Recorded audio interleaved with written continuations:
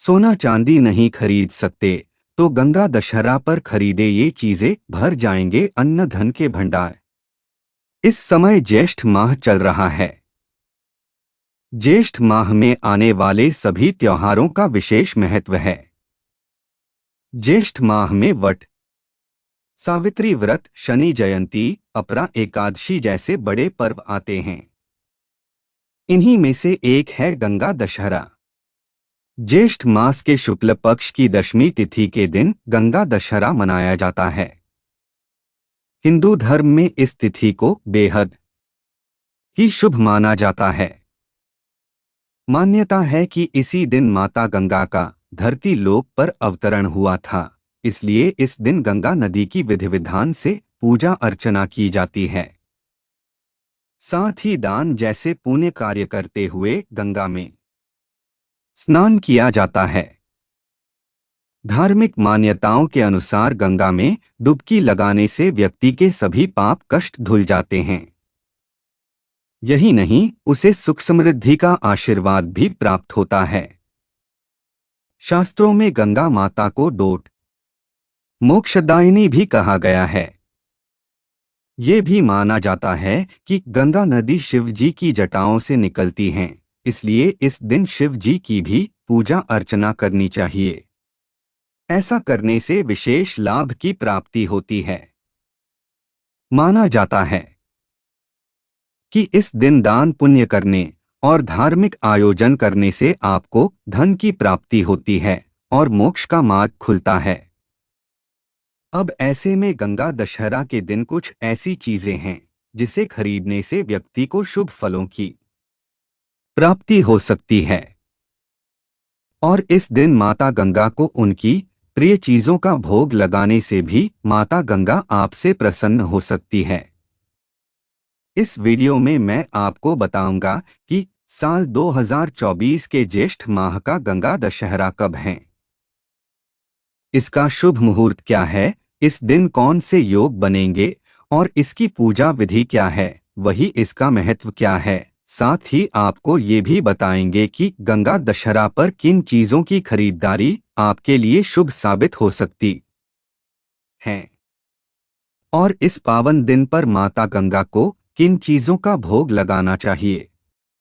इस वीडियो में मैं आपको गंगा दशहरा के बारे में संपूर्ण जानकारी दूंगा, लेकिन उससे पहले अगर आप भी चाहते हैं कि माता गंगा का आशीर्वाद आप सभी पर बना रहे तो इस वीडियो को एक लाइक करें और चैनल को सब्सक्राइब कर ले और कमेंट बॉक्स में हर हर गंगे जरूर लिखें। चलिए सबसे पहले जानते हैं कि साल 2024 के ज्येष्ठ माह का गंगा दशहरा कब है और इसका शुभ मुहूर्त क्या है और इस दिन कौन से योग बनेंगे। हिंदू पंचांग के अनुसार ज्येष्ठ माह के शुक्ल पक्ष की दशमी तिथि 16 जून 2024 को सुबह 2:32 पर शुरू होगी और इसका समापन अगले दिन यानी 17 जून 2024 को सुबह 4:45 पर होगा। उदयातिथि के अनुसार गंगा दशहरा का पावन पर्व 16 जून को मनाया जाएगा। इस दिन स्नान के लिए ब्रह्मा मुहूर्त अच्छा माना जाता है। गंगा दशहरा के दिन सुबह 7:08 से सुबह 10:37 तक पूजा अर्चना के लिए शुभ मुहूर्त है। साथ ही इस बार गंगा दशहरा के दिन कुल 4 शुभ संयोग बन रहे हैं। पहला अमृत सिद्धि योग, दूसरा सर्वार्थ सिद्धि योग, तीसरा रवि योग, चौथा हस्त नक्षत्र योग का निर्माण हो रहा है। इस शुभ मुहूर्त में माता गंगा और भोले बाबा की आराधना करना और दान पुण्य के कार्यों का बड़ा महत्व बताया गया है। आइए अब जानते हैं कि गंगा दशहरा की पूजा विधि क्या है। नंबर 1, गंगा दशहरा पर ब्रह्मा मुहूर्त में गंगा स्नान करें। यदि आप किसी कारणवश गंगा में स्नान नहीं कर सकते हैं तो घर पर ही स्नान करते समय गंगाजल का प्रयोग कर ले। नंबर 2, इसके बाद नए साफ वस्त्रों का धारण करके सूर्यदेव को अर्घ्य दें। नंबर 3, इस शुभ दिन पर गंगा मां के साथ साथ भगवान शिव जी की भी पूजा करने का विधान है। नंबर 4 गंगा दशहरा पर गंगा स्तोत्र का पाठ करने से व्यक्ति को शुभ फलों की प्राप्ति होती है। नंबर 5 गंगा दशहरा के दिन पूजा अर्चना करने के बाद आप जरूरतमंद लोगों को दान कर सकते हैं। चलिए अब जानते हैं कि गंगा दशहरा का महत्व क्या है और इस दिन गंगा स्नान करने से किन पापों का नष्ट हो जाता है। मान्यतानुसार राजा भगीरथ के कठोर तपस्या करने से गंगा नदी स्वर्ग से धरती पर अवतरित हुई थी। शास्त्रों में वर्णन है कि गंगा स्नान और दान करने से पाप, रोग, दोष और विपत्तियों से मुक्ति मिल जाती है। गंगा दशहरा के दिन पवित्र गंगा नदी में स्नान करने का महत्व और बढ़ जाता है। गंगा दशहरा के दिन दान करने से पापों का नाश होता है और मोक्ष की प्राप्ति होती है। इस दिन दान करने से पितरों को तृप्ति भी मिलती है और वे सुखी रहते हैं। ग्रहों के दोषों से मुक्ति पाने के लिए भी गंगा दशहरा के दिन दान करना शुभ माना जाता है। दान करने से जीवन में सुख समृद्धि आती है और सभी मनोकामनाएं पूरी होती हैं। गंगा दशहरा के दिन दान करना एक उत्तम अवसर है। इस दिन दान करने से पुण्य लाभ होता है। माना जाता है कि इस दिन गंगा स्नान करने से 10 पाप नष्ट हो जाते हैं। इनमें निषिद्ध हिंसा, परस्त्रीगमन, बिना दी हुई वस्तु को लेना, कठोर वाणी, दूसरे के धन को लेने का विचार, दूसरों का बुरा करना, व्यर्थ की बातों में दुराग्रह, झूठ बोलना, चुगली करना, दूसरों का अहित करना शामिल है। आइए अब जानते हैं कि गंगा दशहरा पर किन चीजों की खरीदारी करने से शुभ फलों की प्राप्ति होती है। नंबर 1 झाड़ू। झाड़ू को नए जीवन और नई शुरुआत का प्रतीक माना जाता है। गंगा दशहरा पर झाड़ू खरीदकर अपने घर लाना सौभाग्य में वृद्धि का कारक माना जाता है। घर में झाड़ू लाने से सकारात्मक ऊर्जा का संचार होता है। गंगा दशहरा पर झाड़ू खरीदकर आप अपने घर में लक्ष्मी जी का आगमन आमंत्रित कर सकते हैं और धन समृद्धि प्राप्त कर सकते हैं। यह भी माना जाता है कि झाड़ू खरीदने से पापों का नाश होता है और पुण्य फल की प्राप्ति होती है और घर से नकारात्मक ऊर्जा का दुष्प्रभाव दूर हो जाता है। नंबर 2 नए वस्त्र। गंगा दशहरा के दिन नए वस्त्र खरीदना उत्तम माना जाता है। नए वस्त्र नए जीवन का कारक माने जाते हैं। ऐसी मान्यता है कि इस दिन जो व्यक्ति नए वस्त्र खरीदता है उसे जीवन में चल रही परेशानियों से छुटकारा मिल सकता है। साथ ही शुभ फलों की प्राप्ति भी हो सकती है।